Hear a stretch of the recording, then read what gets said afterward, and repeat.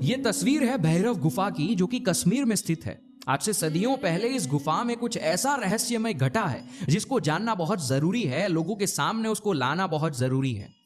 सदियों पहले आचार्य अभिनव गुप्ता नाम के एक तांत्रिक हुआ करते थे, एक योगी हुआ करते थे, एक संत हुआ करते थे। आज जब कश्मीर शैविज्म का नाम लिया जाता है, तंत्र का नाम लिया जाता है, तो श्री अभिनव गुप्ता जी को याद किए बिना ये सब कुछ असंभव है।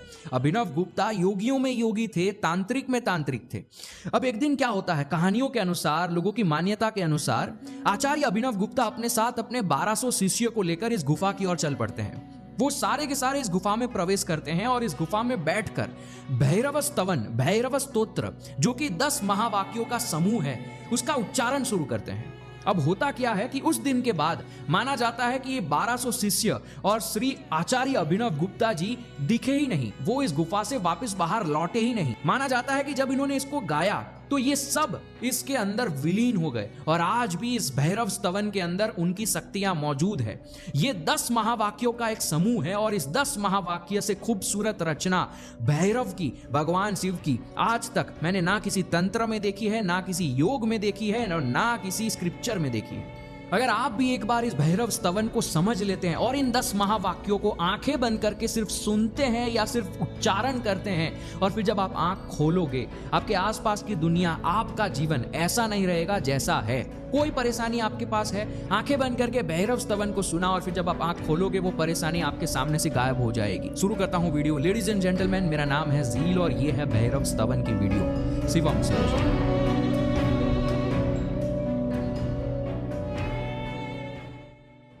तो ये भैरव स्तवन, इसको भैरव स्तोत्र भी कहते हैं कुछ लोग, ये 10 महावाक्यों का समूह है। आचार्य अभिनव गुप्ता जी, जो कि इतने बड़े महान योगी है, वो 10वें महावाक्यों में साफ साफ ये बता के गए हैं कि इस पूरे 10 के 10 महावाक्यों को पढ़ने से एक इंसान के जीवन में क्या हो सकता है। तो पहले मैं आपको 10वां महावाक्य समझाता हूं, तब आपको समझ आएगा कि आगे पहले से लेकर 9वें महावाक्य को सुनना क्यों जरूरी है। पहले 10वां महावाक्य सुनते हैं और समझते हैं।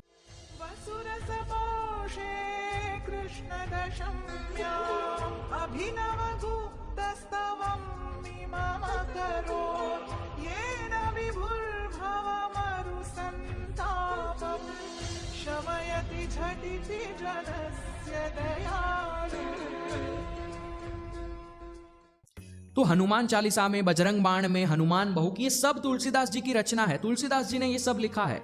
आप पाओगे ये सारी चीजों में तुलसीदास जी ने अपना नाम छोड़ा है। हमारे साधु संत, हमारे योगी जब भी कोई रचना करते हैं, वो उन्होंने क्यों की और उनका खुद का नाम उसके अंदर छोड़ के जाते हैं। ठीक वैसे हमारे श्री अभिनव गुप्ता जी ने भी इस महान वाक्य भैरव स्तवन की रचना करते समय आखिर में 10वें महावाक्य में अपना नाम और ये क्यों रचना की वो लिखा है।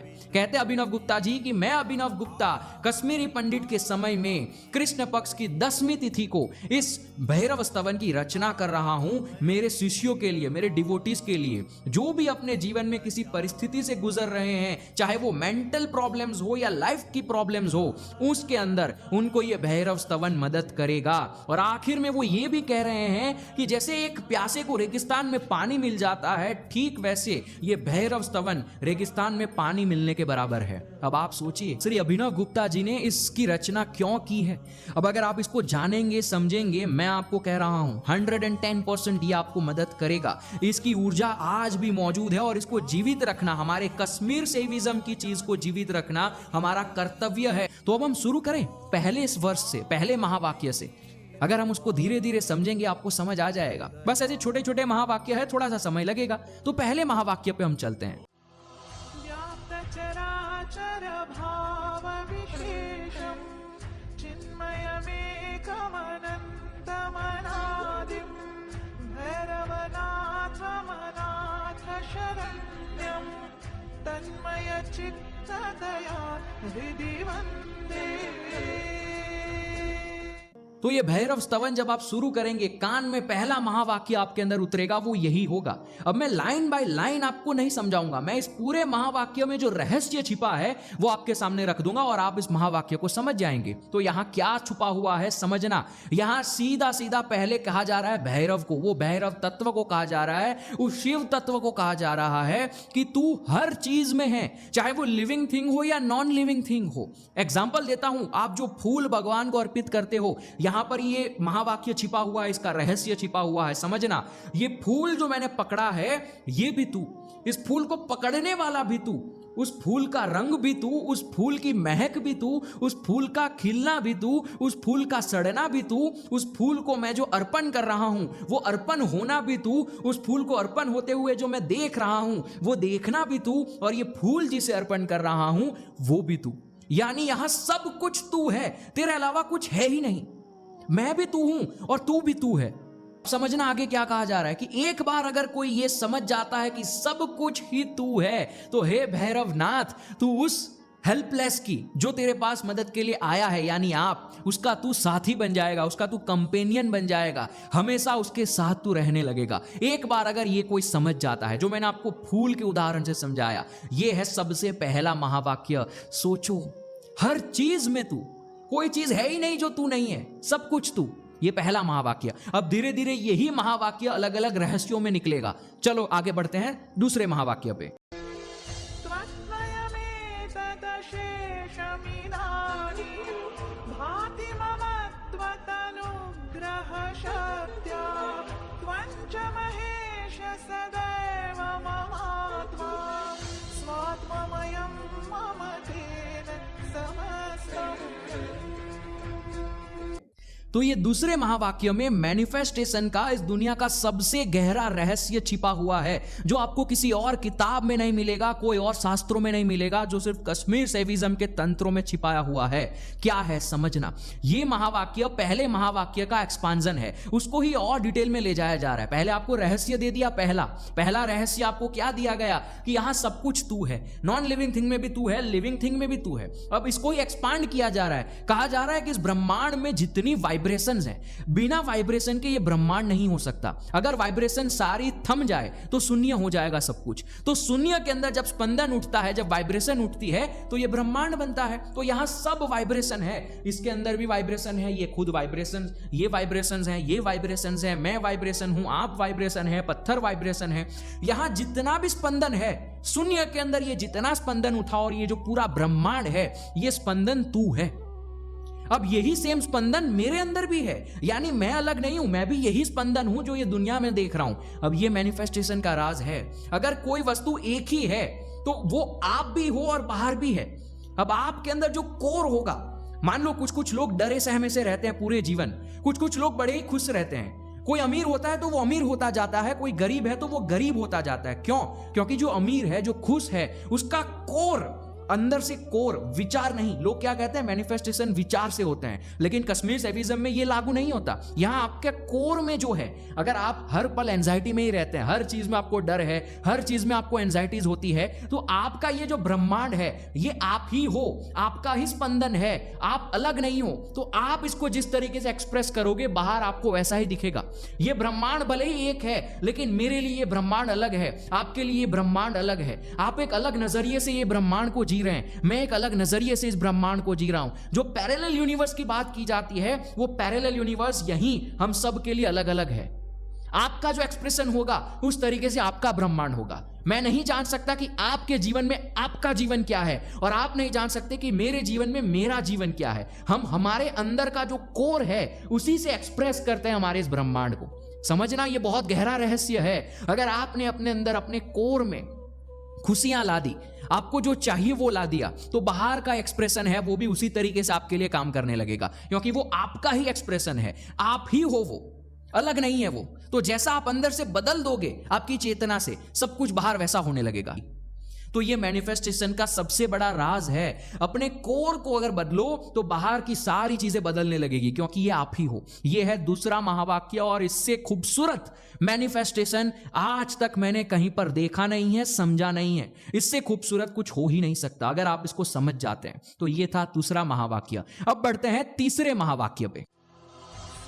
तानि विश्वगते त्वयि नाथे तेन न संसृतिभीतेः कथास्ति सत्स्वपि दुर्धर दुःखविमोह त्रासविधायिषु कर्मगहेषु।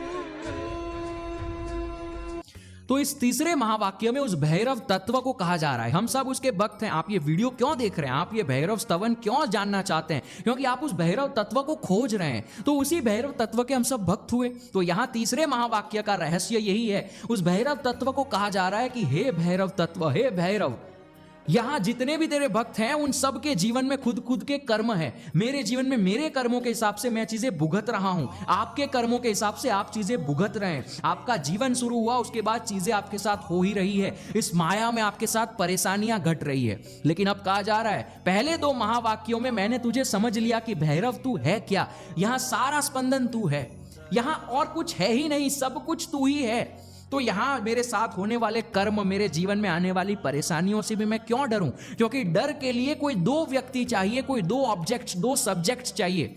लेकिन यहां दो है ही नहीं, तो कोई एक वस्तु कैसे डर हो सकती है? डर के लिए दो चीजें होना जरूरी है, खुशियों के लिए दो चीजें होना जरूरी है, दुख के लिए दो चीजें होना जरूरी है, आप और आपके विचार। जब आपके विचार खराब होते हैं आपको दुख होता है, जब आपके विचार में डर आता है तो आपको डर होता है। लेकिन यहां सारा स्पंदन तू है, दो कुछ है ही नहीं, सब कुछ एक है। तो ये कर्मों से मुझे क्या ही होगा, क्योंकि ये भी तो तू है। इस चीज को बस मान लेना, इस चीज को बस अपने अंदर एक्सपीरियंस कर लेना, जान लेने से ही आपके सारे कर्म धुल जाएंगे। एक बार आपने कर्म, जैसे भगवान श्री कृष्ण ने अपने आखिरी जीवन में क्या किया, उनको पता था कि उनके कर्म है जिसका भुगतान उनको करना है, तो वो जानबूझ के अपने अंगूठे को ऊपर करके बैठे और उन्होंने तीर अपने अंगूठे में लिया। यह दर्शाता है कि एक बार अगर उस कर्म को, उस माया की जंजाल को अगर एक्सेप्ट कर लिया कि ये भी तो भैरव है, ये भी तो मैं ही हूं, ये स्पंदन मैं ही हूं, क्योंकि मैं भैरव हूं, ये भी भैरव है, ये भैरव है, मैं भैरव हूं, हम एक ही है, तो आपको कुछ नहीं होगा। भगवान श्री कृष्ण इसीलिए कृष्ण है क्योंकि उन्होंने उसको पहचाना, उस जान लिया, उस भैरव तत्व को, इस तत्व को जान लिया कि ये सब मैं हूं। तो उन्होंने खुशी खुशी उसको एक्सेप्ट कर लिया और उनके कर्म धुल गए, उनके कर्म उनको परेशान ही नहीं कर पाए। एक बार अगर इस तीसरे महावाक्य का रहस्य आपके अंदर उतर गया, आपके कर्म आपको कभी इफेक्ट ही नहीं करेंगे, क्योंकि डर ही नहीं लगेगा। डर किस बात का? तो ये है तीसरा महावाक्य। अब हम बढ़ते हैं चौथे महावाक्य पे। अंतकमां प्रतिमादृशमेना क्रोधकरालतमां विदधीः शंकर सेवन चिंतन धीरो भीषण भैरव शक्तिमयोऽस्मि। तीसरे महावाक्य में हमने कर्मों को, माया के डर को हमने समाप्त कर दिया कि अब कोई डर नहीं है, क्योंकि ये भी तू है। अब सबसे बड़ा डर कौन सा बचता है? मौत का डर। तो अब इस चौथे महावाक्य में शुरू ही किया जा रहा है अंत का। अंत का मतलब डेथ, सीधा सीधा मौत को कहा जा रहा है, यम को कहा जा रहा है, मौत के लॉर्ड जिसे यमराज कहते हैं, उनको कहा जा रहा है कि इस तरीके से मेरी आंखों पे, अब आप खुद भीषण भैरव बन चुके हैं। यहां लिखा है इसी स्तव में, आप देखिए आखिरी लाइन, भीषण भैरव। अब यही कह रहे हो आप उस मौत को कि अब कांस्टेंट प्रैक्टिस करते हुए, यानी पहले तीन रहस्यों को समझते हुए, तीन महावाक्यों को मेडिटेट करते हुए, अब मैं उस स्थिति में पहुंच चुका हूं कि भैरव की ऊर्जा मेरे अंदर समाई है और बाहर भी ये सब कुछ भैरव है। मैं भीषण भैरव बन चुका हूं और अब हम सीधा मौत की आंखों में देखकर कह रहे हैं कि अब तू मुझे डरा नहीं सकती, तू मुझे इस तरीके से मत देख। अब ये आप इमेजिन मत करो कि सामने आपकी मौत, यमराज खड़े हैं और आप देख रहे हो, नहीं। यहां किस तरीके से कहा जा रहा है, ये मेटाफोरिकली बताया जा रहा है कि अब मैंने जान लिया कि यहां जो स्पंदन है जितने, वो सब मैं हूं, वो सब भैरव है। बाहर वाला स्पंदन, मेरे अंदर वाला स्पंदन, मैं, सब एक भैरव है। तो अब जब आपकी मृत्यु होगी तब भी आपको किस चीज का डर लगेगा?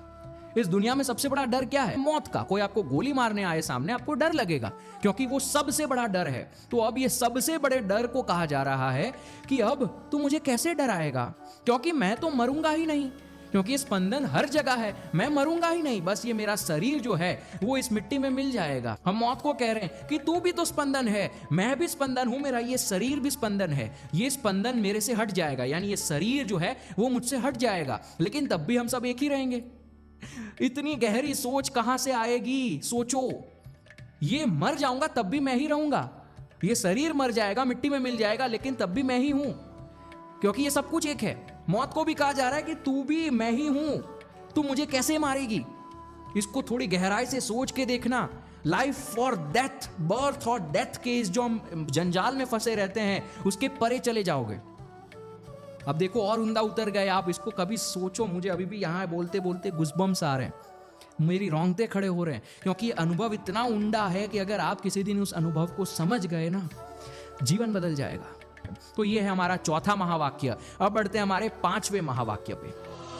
इत्थमुपोद भवन्मय संवित् दीधितिदारित भूरितमिस्रः मृत्युयमान्तक कर्मपिशाचैर्नाथ नमोऽस्तु न जातु विधेहि।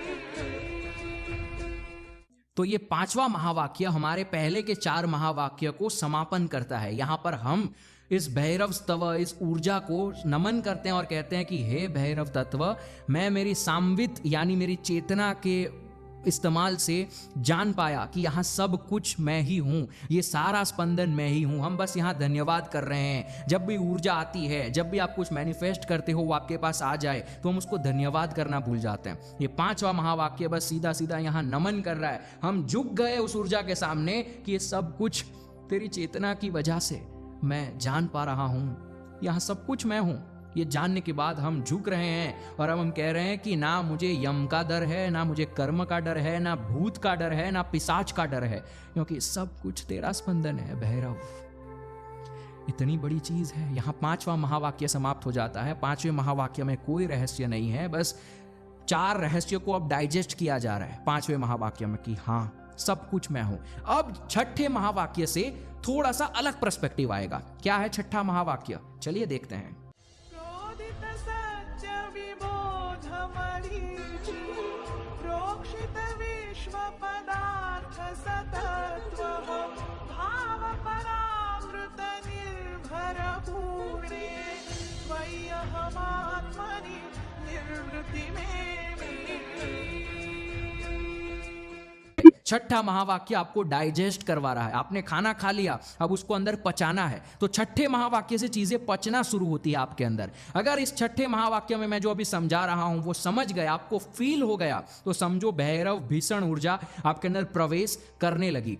क्या है छठा महावाक्य, कहता क्या है कि यहां सब कुछ मैंने जान लिया कि ये सब कुछ एक ही स्पंदन है, एक ही हूं, ये सब कुछ तेरी ही वजह से एक्टिवेट हो रहा है, ये सब कुछ तेरी वजह से हो रहा है, तो अब मुझे कुछ करने की जरूरत ही नहीं है। इसका मतलब ये नहीं कि खाली बैठना है। समझना क्या कह रहा हूं। एक बीज जो है वो पेड़ बनता है। अब वो बीज हमें कहीं नजर नहीं आता, क्यों? क्योंकि वही बीज अब पेड़ बन गया, कुछ टाइम के बाद वही पेड़ फिर से बीज बन जाता है। ये पूरा प्रोसेस कंप्लीट है, इसमें हम कुछ भी छेड़खानी नहीं कर सकते। होलनेस, सब कुछ यहाँ जैसा होना चाहिए वैसा ही हो रहा है, मुझे चिंता करने की जरूरत नहीं है। अगर इतना बड़ा भैरव तत्व इतने बड़े ब्रह्मांड को संभाल सकता है, छोटे छोटे तारे हैं यहाँ पर, इतने बड़े बड़े ग्रह है, वो छोटे छोटे कीड़े मकोड़े हैं उनको संभाल सकता है, तो यहाँ सब कुछ सही है। मेरा भी जो हो रहा है सब कुछ सही हो रहा है। आपका जीवन जिस स्थिति में अभी है, आपके साथ जो हो रहा है, ये रहस्य को समझने के बाद आप इसको डाइजेस्ट करो, आप इसको अनुभव करो कि सब कुछ भैरव का जैसा होना चाहिए वैसा ही है। क्या डर, अब क्या फिक्र, क्या वृत्ति, मैं निवृत्त हो गया। होलनेस, अब मैं समाधि में उतर रहा हूं। जीते जी समाधि में उतरने लगते हो आप। ये थोड़ा सा डिफिकल्ट है समझना, लेकिन आप समझ पाओगे जब आप इसको थोड़ा सा समझने की कोशिश करोगे। समझना इसको थोड़ा सा आराम से। होलनेस, कुछ करने की जरूरत ही नहीं है। ये ब्रह्मांड में सब कुछ पूर्ण है, पूर्णमदम, होलनेस, इंफिनिटी। कुछ आप यहां बदल नहीं सकते। एक नीम का पेड़ एक आम के पेड़ को अपनी मिठास या अपनी कड़वाहट एक्सचेंज नहीं कर सकते। जैसा है वैसा ही रहेगा और वैसा ही होगा। सब कुछ पूर्ण है, भैरव है, नमन करो, बस सिंपल। ये जिस दिन डाइजेस्ट हुआ, समझो कि ये स्तवन भीषण ऊर्जा आपके अंदर उतरने लगी। अब हम बढ़ते हैं 7वें महावाक्य पे। मानस गोचर में दियदेव क्लेश दशातनुताप विधात्री नाथ तदेव मम त्वत भेदः स्तोत्र परामृत अब इस 7वें महावाक्य में कहा जा रहा है, आपको सीधा सीधा बोला जा रहा है कि इस स्तवन में जितने रहस्य है उसको जानने के बाद भी, क्योंकि आप माया में हो, क्योंकि हम माया में जीते हैं, बार बार आपके दिमाग के अंदर सारे टॉर्नेडोज, आपके जीवन में, आपके दिमाग में अलग अलग चीजें उठेगी, अलग अलग परेशानियां उठेगी। इसको पढ़ोगे भैरव स्तवन, ये पढ़ने के बाद, भैरव को जान लेने के बाद भी, भगवान श्री कृष्ण, गौतम बुद्ध एनलाइट होने के बाद भी उनके जीवन में परेशानियां आई। काफी सारे ऐसे महान योगी हैं जो कैंसर की वजह से मरे, क्योंकि एक बार एनलाइट हो जाने के बाद, एक बार उस समाधि को महसूस कर लेने के बाद भी, कर्म है, माया है, इस धरती पे इंसान बन के आए हैं, तो सबका ज्ञान हो जाने के बाद भी परेशानियां आपको परेशान करेगी। लेकिन यहां कहा जा रहा है 7वें महावाक्य में कि लेकिन मैं बार बार इस भैरव स्तवन में लौटूंगा, बार बार इसको सुनूंगा, बार बार इसको याद करूंगा, बार बार तेरी इस लीला में उतरूंगा, तो मुझे वो परेशान ही नहीं करेगा। यहां अभिनव गुप्ता आपको कह रहे हैं कि बार बार जब जब आपको लगे तब तब इस रहस्य को कान में लगाकर बस सुन लेना है, सब कुछ सही हो जाएगा। बस ये है 7वां महावाक्य, और कुछ नहीं कहा जा रहा है। हम सीधा भैरव तत्व को कह रहे हैं कि मुझे पता है सब कुछ मेरे साथ होने ही वाला है, तू भले भीषण भैरव मुझे बना दे, मैं भैरव तत्व बन जाऊं, स्पंदन बन जाऊं, लेकिन तब भी परेशानी आएगी। लेकिन जब मैं हम दोनों की एकता याद करूंगा कि तू और मैं एक ही है, तब ये सब कुछ मुझे फिर से सही लगने लगेगा। यह है 7वां महावाक्य। अब बढ़ते हैं 8वें महावाक्य पे। शंकर सत्यमिदं व्रतराज स्नानतपो भवतापविनाशी तावक शास्त्र परामृत चिंता सिद्ध्यति चेतसि निर्वृति धारा। अब ये जो हमारा 8वां महावाक्य है वो कुछ लोगों के लिए कंट्रोवर्शियल होगा, लेकिन क्या करें, तंत्र है ही ऐसा। कश्मीर शैविज्म, अभिनव गुप्ता जैसे महान योगी ये कह रहे हैं कि चैरिटी करना, दान करना, पूजा पाठ करना, किसी पवित्र नदी में स्नान कर लेना, गंगा में स्नान कर लेना, तीर्थ यात्रा कर लेना, ये सब कुछ सही है, इससे सब कुछ सही होता है, ठीक है। लेकिन इन सब से भी ज्यादा ताकतवर कुछ है, तो इस तेरे रहस्य में, इस तेरे महान वाक्यों में उतरना, इस तेरे शास्त्रों में उतरना। यहां पर ये भैरव तत्व की बात की जा रही है कि इस वननेस को जानना, इससे बड़ी चीज मेरे लिए कोई नहीं है। ये मेरे अंदर अमृत उत्पन्न करता है। आपको हुआ नहीं महसूस? ये सारी चीजें जानने के बाद आप अपने आप को फील करो, वीडियो देखते देखते आपको एक अमृत महसूस हो रहा होगा, आपको एक अलग अनुभव हो रहा है, आपको उद्यमो भैरवा हो रहा है, आपको कॉन्शियसनेस में एक शिफ्ट नजर आ रहा है, आपकी चेतना में एक बदलाव नजर आ रहा होगा। यहां पर यही कहा जा रहा है कि पूजा पाठ वगैरह सब कुछ ठीक सही है, करने वाले कर रहे हैं, लेकिन तेरी और मेरी इस वननेस को जानने के बाद बस तेरी इस वननेस को याद करता रहूं बार बार, बस ऐसा ही मन करता है। मुझे नेक्टर मिलता है, मुझे अमृत मिलता है, उद्यमो भैरवा मेरे अंदर होता है। उद्यमो भैरवा यानी अचानक से, इमीडिएटली आपके चेतना में शिफ्ट आ जाना। आप बैठे हो, आपको इमीडिएटली एक चेतना में शिफ्ट नजर आया, क्योंकि आपने उस वननेस को याद किया। जब जब आप इस वननेस को याद करोगे, आपके जीवन में कोई परेशानी आई, बस इस वननेस को याद करना। स्पंदन, मैं स्पंदन, वो स्पंदन, भैरव भैरव, सब हम भैरव हैं। मैं भैरव, आप भैरव, सब कुछ भैरव, ये भी भैरव, ये भी मैं ही हूं, कुछ अलग नहीं है। कुत्ता भी मैं हूं, वो कॉकरोच वो भी मैं ही हूं। अब अगर आप एक लेवल पर आ जाओगे ना, उसके बाद आपको एक कॉकरोच, छिपकली, सांप, कुत्ते, जानवर, उनको भी देखकर आप ही महसूस करोगे। मेरे साथ तो ये कई बार होता है, आप अपने आप को ही महसूस करोगे, क्योंकि हम सब एक ही है, एक ही स्पंदन है। गीता में भी इसको बहुत सब्टलर तरीके से कहा गया है, उपनिषदों में इसको थोड़ा शॉर्ट करके बताया गया है, लेकिन ये तंत्र है, सीधी बात करता है कि पूजा पाठ वगैरह से भी बढ़िया मेरे लिए तो है जब मैं ये वननेस पहचान लूं, बार बार इसे याद करूं, वो अमृत अंदर उतरता है और उद्यमो भैरवा हो जाता है। बस ये है हमारा 8वां महावाक्य। अब बढ़ते हमारे आखिरी यानी 9वें महावाक्य पे, क्योंकि 10वां हमने समझ लिया है। तो 9वां महावाक्य आपके सामने ये रहा। नृत्यति गायति हृष्यति दाढं संविधियं मम भैरवनाथ मां प्रियमाप्य सुदर्शनमेकं दुर्लभमन्यजनैः समयाज्ञम्। तो अब ये 9वां महावाक्य, जैसे 5वें महावाक्य में हमने धन्यवाद किया था, ठीक वैसे यहां कहा जा रहा है कि ये लोग यज्ञ वगैरह करते हैं, यज्ञ में आहुति देते हैं, लेकिन यहां कहा जा रहा है भैरव तत्व, मैंने हमारी ये वननेस जो है, हमारी ये जो एक है, हम सब एक है, इसमें अपने आप की आहुति दे दी। यानी अब मैंने समझ लिया हम सब एक है। ये यज्ञ है जो हमने किया, इसको यज्ञ के मेटाफोरिकली बताया गया है, यज्ञ को यहां एक्सप्रेस किया गया है कि ये मेरा यज्ञ है। लोग यज्ञ में आहुति देते हैं राइस की और अलग अलग वस्तुओं की, मेरा यज्ञ ये था, मैंने अपने आप की आहुति दे दी ये वननेस में, ये जो एक बोध है हमारा उसमें। अब कहा जा रहा है कि ये जो मैंने आहुति दी, ये जो मेरा यज्ञ है, ये माउंटेन्स ऑफ रिचुअल्स, यानी अलग अलग रीति रिवाजों के जो पहाड़ बनते हैं हमारे यहाँ, अलग अलग पूजा पाठ वगैरह वगैरह, अलग अलग कथाएं, अलग अलग पुस्तकें, अलग अलग स्क्रिप्चर्स, अलग अलग प्रेयर, श्लोक, मंत्र, ये जो पहाड़ बनते हैं रीति रिवाजों के, उन सारे पहाड़ से भी ज्यादा ताकतवर ये छोटी सी मेरी और तेरी एक बोधता है, वननेस है।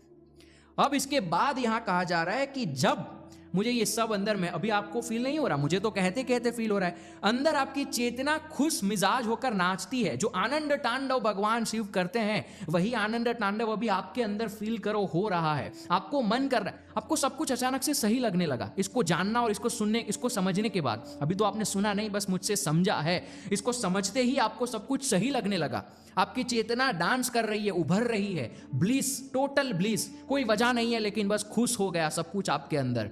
यहां पर बस यही कहा जा रहा है कि मैंने अपनी आहुति दी, मैंने वननेस, एक बोधता को जाना, और अब मेरे अंदर आनंद तांडव हो रहा है। और यहां पर भैरव स्तव जो है वो 9वें महावाक्य से खत्म होता है। 10वें महावाक्य में अभिनव गुप्ता जी को हम याद करते हैं, और 10वें महावाक्य में इससे होगा क्या वो हम बताते हैं। यहां तक हमारा मेन महावाक्य था, पहले से लेकर 9 तक। अब मैंने इसके आपको मतलब समझा दिए। अगर आपको अभी भी भैरव क्या है वो समझ नहीं आया, मैंने पूरी कोशिश की, अपने आप को खाली किया ताकि वो भैरव तत्व मेरे द्वारा आप तक पहुंचे। काफ़ी सारी, एक मनुष्य हूँ, गलतियाँ हुई होगी, काफ़ी सारी चीज़ें बोलने में ऊपर नीचे हुआ होगा, लेकिन मैंने पूरी कोशिश की आपको इस भैरव स्तव को समझाने की। अगर आप चाहते हैं मैं इसके ऊपर मेडिटेशन बनाऊं ताकि ये मतलब बार बार आपको याद रहते रहे, तो कमेंट ज़रूर करना। इस भैरव स्तव की जो लिंक है वो मेरे डिस्क्रिप्शन में होगी, आप वहाँ जाकर इस भैरव स्तव को पढ़ सकते हैं, सुन सकते हैं हर रोज़। आपको ये हर जगह मिल जाएगा, स्पॉटिफाई, यूट्यूब म्यूज़िक, जो भी आप यूज़ करते हैं सुनने के लिए गाना वाना, वहाँ पर भी आपको भैरव स्तव मिल जाएगा, लेकिन डिस्क्रिप्शन में इसके लिंक हो। अगर आपको इस वीडियो ने मदद की है, अगर आपको इस वीडियो से कुछ सीखने जानने मिला है, तो कृपया करके नीचे कमेंट में अपनी बातें बताएं। इस वीडियो को, इस कश्मीरी शैविज्म की इन चीज़ों को लोगों तक पहुंचाइए, शेयर कीजिए। इंस्टाग्राम पे मैं इसकी रील डालूंगा, आप उस रील को शेयर कीजिए ताकि लोगों तक ये पहुंचे। इसकी स्टोरी लगाकर मुझे टैग जरूर करना अगर आप इसको देख रहे हैं, इस वीडियो को देख रहे हैं, ताकि मुझे भी पता चले कि आप भीषण भैरव बन रहे हैं। अगर कुछ कमेंट नहीं करना तो भीषण भैरव कमेंट करके चले जाना, मेरे लिए उतना ही ज़्यादा ठीक रहेगा। फिलहाल इतना ही, फिर मिलूंगा मैं आपको अगली वीडियो में, ठीक इसी तरह कुछ अनसुनी बातें और कुछ अनसुना ज्ञान जो आपको बदल के रख दे वैसा लेकर आऊंगा। फिलहाल इतना ही रखते हैं। शिवम शिवोहम।